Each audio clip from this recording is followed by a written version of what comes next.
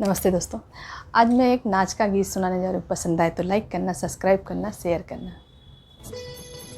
हमरा गुलाबी दुपट्टा हमें लगी चाहिए नजरिया हो।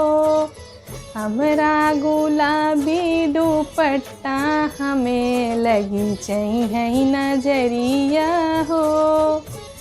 चाहे तुम्हारा पिया चाहे गरियावा, चाहे तुम्हारा पिया चाहे गरियावा, बनाऊ बना हम रोटिया हमारे जली जई है चुटकिया हो।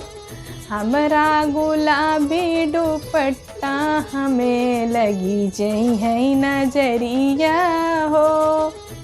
हमरा गुलाबी दुपट्टा हमें लगी जई है नजरिया हो। चाहे तुम्हारा पिया चाहे गरियावा, चाहे तुम्हारा पिया चाहे गरियावा, भर बैना हम पनिया हमार लची जई है कमरिया हो।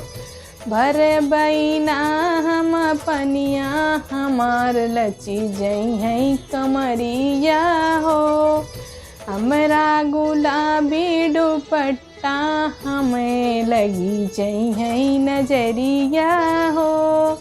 हमरा गुलाबी दुपट्टा हमें लगी जई है नजरिया हो।